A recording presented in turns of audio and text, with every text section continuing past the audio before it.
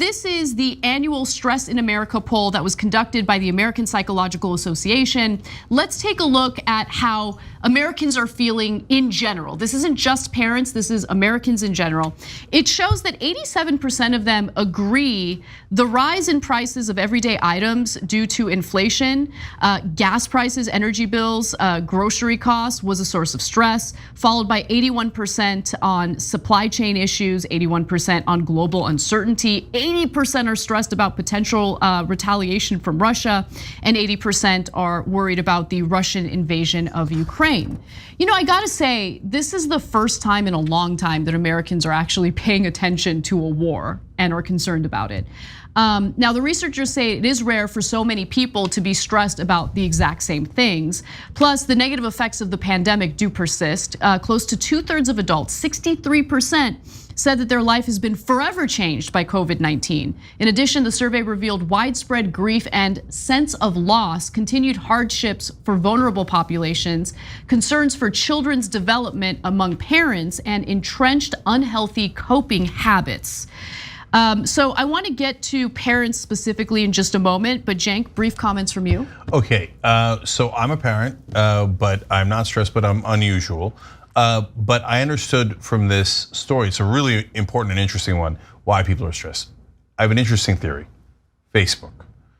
So why, what does Facebook have to do with this? No, I agree with you. It's not just Facebook though. I think most social media, Twitter and Facebook being at the top of that list. I'm just saying Facebook symbolically, right? But social media, because before, if you wanted the news, you would turn on primetime news at 6:30, but a lot of people didn't, right? But now it's in your feed. News is in the feed everywhere, in all the social media, and you can't avoid it. So now everybody's getting the news. And so when they get the news, they're like, wow, I didn't know the world was that depressing. It's been that depressing for quite some time.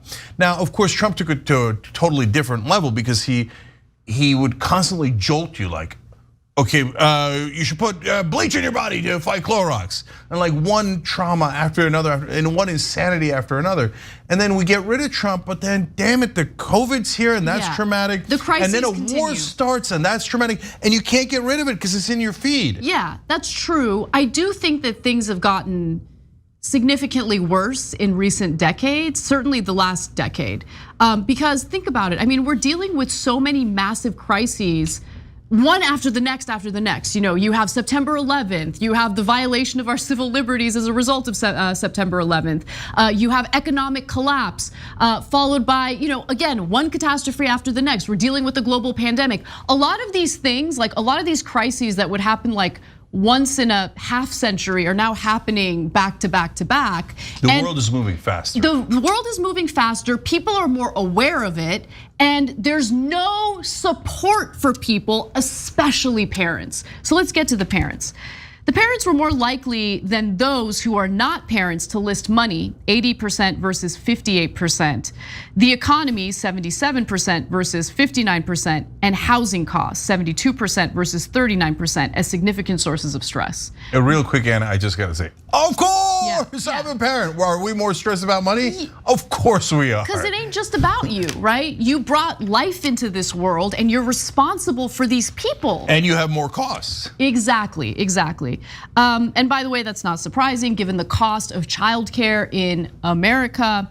At just over $1,300 per month, families with infants would need to pay nearly $16,000 per year on average to cover the true cost of childcare. Not only is this approximately 21% of the US median income for a family of 3, but it also comes at a time when families can least afford it, which is why it was so important to pass the Build Back Better agenda. But corporate Democrats screwed you. And of course, Republicans were never in favor of social spending anyway. They want to force you to have that baby, and then they want to abandon you and your family, as they've done for decades. I want to say one more thing about this overall. I think I underestimated how stressed people are because I don't take it personally because I have to cover the news. So as I get furious on air and you see it and I care a lot, I don't take it home with me. But a lot of other people do take it home with them.